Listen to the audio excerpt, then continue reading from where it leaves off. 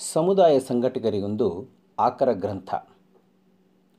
ತಾಂತ್ರಿಕ ವಿಚಾರಗಳನ್ನು ಕುರಿತು ಯಾವುದೇ ಭಾಷೆಯಲ್ಲಿ ಸರಳವಾಗಿ ಹೇಳುವುದು ಅಷ್ಟು ಸುಲಭವಲ್ಲ. ಅದು ವೈದ್ಯಕೀಯವಿರಬಹುದು, ಇಂಜಿನಿಯರಿಂಗ್, ವಿಜ್ಞಾನ, ಮಾನವಿಕ ಶಾಸ್ತ್ರಗಳು ಅಥವಾ ಪ್ರದರ್ಶನ ಕಲೆಗಳೇ ಇರಬಹುದು. ಮೂಲತಃ ಅಂತಹ ತಾಂತ್ರಿಕ ವಿಷಯ ವಿಚಾರಗಳನ್ನು ಜನಸಾಮಾನ್ಯರ ಭಾಷೆಯಲ್ಲಿ ವಿವರಿಸಲು ಹೊರಟಾಗ ಅದರಲ್ಲೂ ಸಾಮಾನ್ಯವಾಗಿ ಆಯಾ ಶಾಸ್ತ್ರ ಅಧ್ಯಯನಗಳನ್ನು ಕುರಿತು ಆಯಾ ನಿರ್ದಿಷ್ಟ ಭಾಷೆಯಲ್ಲಿ ಪರಿಸರದಲ್ಲಿ ಅಧ್ಯಯನ ಶಿಕ್ಷಣ ಹೆಚ್ಚು ಆಗದಿದ್ದಾಗ ಎರಡು ರೀತಿಯ ತೊಡಕುಗಳನ್ನು ಎದುರಿಸಬೇಕಾಗುತ್ತದೆ. ಮೊದಲನೆಯದು, ಪರಿಕಲ್ಪನೆಗಳನ್ನು ವಿವರಿಸಲು ನಮ್ಮ ಸುತ್ತಮುತ್ತಲಿನ ಪರಿಸರದಿಂದ ಉದಾಹರಣೆ ಅನುಭವಗಳನ್ನು ಹೆಕ್ಕುವುದು ಹೇಗೆ ಮತ್ತು ಯಾವುದರಿಂದ, ಮತ್ತು ಎರಡನೆಯದು ಅವುಗಳನ್ನು ಅಭಿವ್ಯಕ್ತಪಡಿಸಲು ಬೇಕಾದ ಭಾಷೆ ಮತ್ತು ಪದಸಂಪತ್ತನ್ನು ಎಲ್ಲಿಂದ ತೆಗೆದುಕೊಳ್ಳುವುದು. ಸಮಾಜಕಾರ್ಯ ಶಿಕ್ಷಣ ಮತ್ತು ಅದಕ್ಕೆ ಸಂಬಂಧಿಸಿದ ಸಾಹಿತ್ಯ ಸೃಷ್ಟಿಯಲ್ಲಿ ಈ ಪ್ರಶ್ನೆಗಳು ಈಗಲೂ ಪ್ರಸ್ತುತ. ಇಂಗ್ಲಿಷ್ ಭಾಷೆಯಲ್ಲಿ ಹೇರಳವಾಗಿ ದೊರಕುವುದು ಪಾಶ್ಚಿಮಾತ್ಯ ಅನುಭವ ಮತ್ತು ಸಿದ್ಧಾಂತಗಳನ್ನೇ ಒಳಗೊಂಡ ಪುಸ್ತಕಗಳು. ಭಾರತೀಯ ಪುಸ್ತಕಗಳು ಇದ್ದರೂ ಬಹುತೇಕ ಇತ್ತೀಚಿನವರೆಗೂ ವಿದೇಶಿ ಪಂಡಿತರ ದೃಷ್ಟಿಕೋನದಲ್ಲೇ ನೋಡಿದ ಸ್ಥಳೀಯ ಅನುಭವ, ಪ್ರಯೋಗ, ಉದಾಹರಣೆಗಳನ್ನು ಸಿದ್ಧ ಪ್ರಮೇಯಗಳಿಗೆ, ಸಿದ್ಧಾಂತಗಳಿಗೆ ಹೋಲಿಸಿ ನೋಡುವುದೇ ಆಗಿತ್ತು.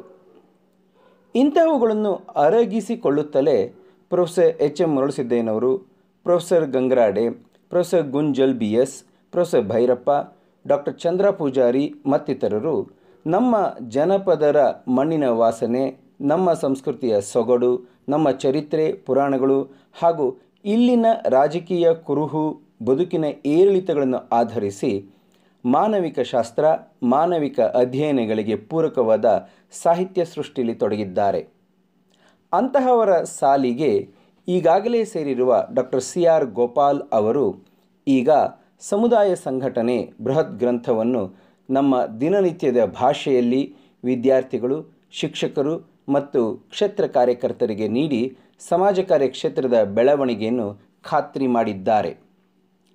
ಸಮಾಜ ಕಾರ್ಯದ ಒಂದು ಮಗ್ಗುಲಾದ ಸಮುದಾಯ ಸಂಘಟನೆ ಕುರಿತು 12 ಅಧ್ಯಾಯಗಳ ಸುಮಾರು 500 ಪುಟಗಳ ಕೃತಿಯ ರಚನೆಯ ಸಂಕಲ್ಪವನ್ನು CR ಗೋಪಾಲ್ ಅವರು ಪ್ರಾಯಶಃ ತಾವು ಸಮಾಜ ಕಾರ್ಯ ವಿದ್ಯಾರ್ಥಿಯಾಗಿದ್ದಾಗಲೇ, ಅಂದರೆ 1975-77 ಮಾಡಿಕೊಂಡಿರುವಂತೆ ಕಾಣುತ್ತದೆ. ಅವರ ಆಗಿನ ಸಂಕಲ್ಪ ಈಗ ಸಮಾಜ ಕಾರ್ಯ ಪದವಿ ಮತ್ತು ಸ್ನಾತಕೋತ್ತರ ಹಂತದಲ್ಲಿ ಹೆಚ್ಚಿನ ಸಂಖ್ಯೆಯಲ್ಲಿ ವಿದ್ಯಾರ್ಥಿಗಳು ಕನ್ನಡದಲ್ಲೇ ಅಧ್ಯಯನದಲ್ಲಿ ತೊಡಗಿರುವುದರಿಂದ ಖಂಡಿತ ಅಂತಹವರಿಗೆ ಈ ಪುಸ್ತಕ ವರದಾನವಾಗುವಂತೆ ಕಂಡುಬರುತ್ತಿದೆ. ಇದಕ್ಕಾಗಿ ನಾನು ಮೊದಲು ಲೇಖಕರನ್ನೂ ಮತ್ತು ನಿರತ ಪ್ರಕಾಶಕರಿಗೆ, ಕನ್ನಡದಲ್ಲಿ ಓದುವ ವಿದ್ಯಾರ್ಥಿಗಳು, ಕನ್ನಡದಲ್ಲಿ ಪಾಠ ಮಾಡುತ್ತಿರುವ ಶಿಕ್ಷಕರು ಮತ್ತು ಸಂಶೋಧಕರ ಪರವಾಗಿ ಅಭಿನಂದಿಸುತ್ತೇನೆ. ಸಮುದಾಯ ಸಂಘಟನೆ ಪುಸ್ತಕದಲ್ಲಿ ಯಾವ ಅಧ್ಯಾಯಗಳಿವೆ ಮತ್ತು ಏನು ವಿಷಯ ವಿಚಾರಗಳು ಹರಡಿಕೊಂಡಿವೆ ಎಂಬುದನ್ನು ನಾನು ಈ ಪರಿಚಯದಲ್ಲಿ ಹೇಳಬೇಕಿಲ್ಲ. ಆದರೆ ಈ ಪುಸ್ತಕ ಏಕೆ ಮುಖ್ಯವಾಗಿದೆ ಮತ್ತು ಅದನ್ನು ನಾವು ಹೇಗೆ ಸ್ವೀಕರಿಸಿ ಅಳವಡಿಸಿಕೊಳ್ಳಬೇಕಿದೆ ಎಂಬುದು ನನಗೆ ಕಣ್ಣಂತೆ ಹೇಳುವ ಪ್ರಯತ್ನವನ್ನು ಮಾಡುತ್ತೇನೆ. ಮೊದಲನೆಯದಾಗಿ, ಈ ಬೃಹತ್ ಗ್ರಂಥ 4 ಗುಂಪುಗಳ ದೃಷ್ಟಿಯಲ್ಲಿ ನನಗೆ ಕಂಡಿದೆ.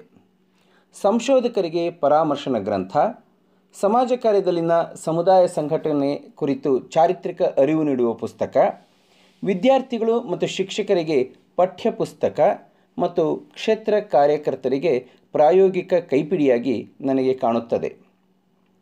ಎರಡನೆಯ ದೃಷ್ಟಿಕೋನದಲ್ಲಿ ಈ ಪುಸ್ತಕದ 12 ಅಧ್ಯಾಯಗಳನ್ನು ಓದುವಾಗ ನನಗೆ 4 ಪ್ರತ್ಯೇಕ ಪುಸ್ತಕಗಳು ಕಾಣತೊಡಗಿತು.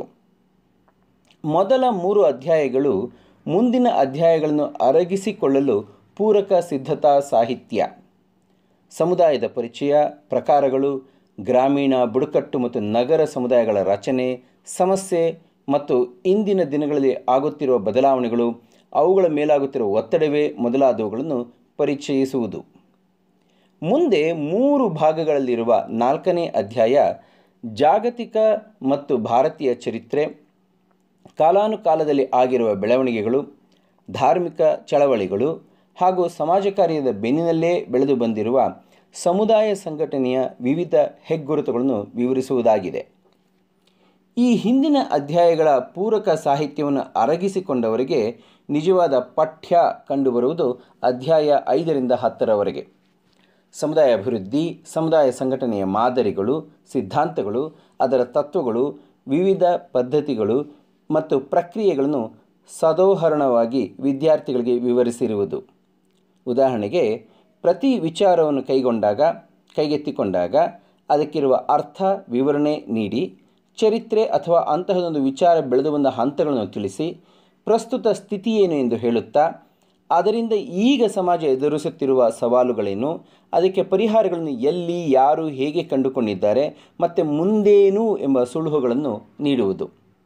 ಮುಂದಿನ 2 ಅಧ್ಯಾಯಗಳಲ್ಲಿ ಹಿಂದಿನ ಅಧ್ಯಾಯಗಳಲ್ಲಿ ಪ್ರತಿಪಾದಿಸಿರುವ, ವಿವರಿಸಿರುವ ಪ್ರಮೇಯಗಳು, ಅನುಭವಗಳು, ವಿಚಾರಧಾರೆಯನ್ನು ಕ್ಷೇತ್ರದಲ್ಲಿ ಹೇಗೆ ಸಾಧಿಸುವುದು ಮತ್ತು ಕೆಲವರು ಹೇಗೆ ಸಾಧಿಸಿ ತೋರಿದ್ದಾರೆ ಎಂದು ಪಾಶ್ಚಿಮಾತ್ಯರ ಉದಾಹರಣೆಗಳ ಜೊತೆಯಲ್ಲೇ ಭಾರತೀಯ ಪ್ರಯೋಗಶೀಲತೆಯನ್ನು ಲೇಖಕರು ಎದುರಿಟ್ಟು ಸಮುದಾಯ ಸಂಘಟನೆಯಲ್ಲಿ ತೊಡಗಿಕೊಳ್ಳಲು ಪ್ರೋತ್ಸಾಹಿಸುತ್ತಾರೆ.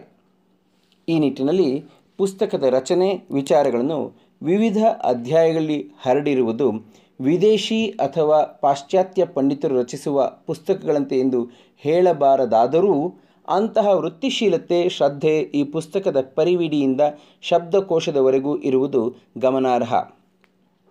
ಇಂದಿನ ಓದುಗರು ದೀರ್ಘವಾದ ಬರಹ ಲೇಖನಗಳನ್ನು ಓದುವರೇ ಎನ್ನುವ ಪ್ರಶ್ನೆ ಇದೆ.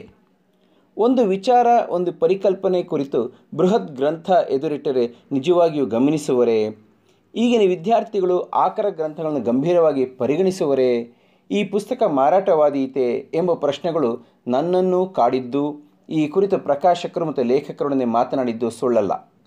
ಆದರೆ ಓದುತ್ತಾ ಹೋದಂತೆ ಮನೋರಮೆ ಮುದ್ದಣ್ಣನಿಗೆ ಆಗ್ರಹಿಸಿದ ಮಾತು ನೆನಪಾಯಿತು. ಕಾರಣ, ಕ್ಲಿಷ್ಟವಾದ ಕಲ್ಪನೆಗಳು, ಸಿದ್ಧಾಂತಗಳು, ವಿಚಾರಗಳ ಕಬ್ಬಿಣದ ಕಡುಬುಗಳನ್ನು ಗಂಟಲಲ್ಲಿ ತುರುಕದೆ ತಿಳಿ ಎಳನೀರು, ತಿಳಿ ಹಾಲು, ಮಜ್ಜಿಗೆಯಂತೆ ಓದುಗರಿಗೆ ಪ್ರಿಯವಾಗುವಂತೆ ಪಕ್ಕದಲ್ಲಿ ಕುಳ್ಳರಿಸಿಕೊಂಡು ತಿಳಿಯಾದ ಭಾಷೆಯಲ್ಲಿ ಅರಿವು ಮೂಡಿಸಿದ್ದಾರೆ. ಬರಹಗಾರನ ಯಶಸ್ಸು ಇರುವುದು ಇದರಲ್ಲೇ. ಸಮುದಾಯ ಸಂಘಟನೆಯ ವಿವಿಧ ಆಯಾಮಗಳ ಚರಿತ್ರೆಯನ್ನು ತೆಗೆದು ಮೊಗೆದು ನಮ್ಮೆದುರು ಇಟ್ಟು ಸಮುದಾಯ ಸಂಘಟನೆಯಲ್ಲಿ ತೊಡಗಿಕೊಳ್ಳಲು ಪ್ರೇರೇಪಿಸಿದ್ದಾರೆ. ಈ ಹಂತಗಳಲ್ಲಿ ಬರಹಗಳಲ್ಲಿರುವ ತಾಳ್ಮೆಯ ಓಘ, ದನಿಯನ್ನು ಗಮನಿಸದಿರಲು ಸಾಧ್ಯವೇ ಇಲ್ಲ. ಲೇಖಕರು ಸಮಾಜ ಕಾರ್ಯದ ಬೇರುಗಳನ್ನು ವೇದ, ಉಪನಿಷತ್ತುಗಳು, ಸ್ಮೃತಿ, ನೀತಿ ಗ್ರಂಥಗಳು, ಪಂಚತಂತ್ರ, ಪುರಾಣಗಳು, ಗೀತೆ, ಶರಣರ ವಚನ, ದಾಸ ಸಾಹಿತ್ಯ, ಬೈಬಲ್, ಕುರಾನ್, ಗುರುಗ್ರಂಥ ಸಾಹೇಬ್ ಮತ್ತಿತರ ಧರ್ಮಗ್ರಂಥಗಳು, ಸಂಹಿತೆಗಳು, ಜನಪದ ಸಾಹಿತ್ಯ, ಜನಜೀವನದ ಆಡು ಮಾತುಗಳಲ್ಲಿಯೂ ಹುಡುಕಿ ನಮ್ಮೆದುರು ಇಟ್ಟು ಸಮುದಾಯ ಸಂಘಟನೆ ಎಲ್ಲಿಂದಲೋ ಬಂದುದಲ್ಲ, ನಮ್ಮ ಹುಲ್ಲು ಬೇರುಗಳಲ್ಲೇ ಹುಟ್ಟಿ ಬೆಳೆದಿರುವುದು ಎನ್ನುವ ಆತ್ಮೀಯತೆಯನ್ನು ನೀಡುತ್ತಾರೆ. ಈ ಎಲ್ಲದಕ್ಕೂ ಸಮರ್ಥವಾದ ಉಲ್ಲೇಖಗಳನ್ನು ನೀಡುವಲ್ಲಿಯೂ ಲೇಖಕರು ಯಶಸ್ವಿಯಾಗಿದ್ದಾರೆ. ಅವರೇ ಹೇಳಿರುವಂತೆ, ಈ ಪುಸ್ತಕದ ರಚನೆಯ ಕಾಲಕ್ಕೆ 48 ವಿದ್ವಾಂಸರ 65 ಗ್ರಂಥಗಳನ್ನು ಪರಿಶೀಲಿಸಿದ್ದಾರೆ ಮತ್ತು ಅವನ್ನು ಕುರಿತು ಆಧಾರ ಗ್ರಂಥಗಳ ಉಲ್ಲೇಖಗಳನ್ನು ನೀಡಿದ್ದಾರೆ. ಸಮಾಜ ಕಾರ್ಯದ ಒಂದು ವಿಧಾನವಾಗಿ ಸಮುದಾಯ ಸಂಘಟನೆಯಾಗಲು, ಒಂದು ಸಂಸ್ಥೆ ಸ್ಥಾಪಿಸಲು ಯಾವುದಾದರೂ ನಿರ್ದಿಷ್ಟ ವಿಚಾರ, ಪರಿಸ್ಥಿತಿ ಕುರಿತು ಜನರಿಗಿರುವ ಅಸಮಾಧಾನ, ಅತೃಪ್ತಿ, ಬೇಸರ ಇತ್ಯಾದಿ ಎಂದು ಹೇಳಲಾಗುತ್ತದೆ. ಆದರೆ ಇಂದಿನ ಪರಿಸ್ಥಿತಿಯಲ್ಲಿ ಸಾರ್ವಜನಿಕವಾಗಿ ಅಸಮಾಧಾನ ವ್ಯಕ್ತಪಡಿಸಿದರೆ ಅಂತಹವರನ್ನು ಹೊಸಕ್ಕೆ ಹಾಕಿಬಿಡುವ ಶಕ್ತಿಗಳು ಸುತ್ತಲೂ ಇವೆ. ಹಾಗಾದರೆ ಏನು ಮಾಡಬೇಕು ಎಂಬ ಪ್ರಶ್ನೆ ಎದ್ದೇಳುವುದು ಸಹಜ.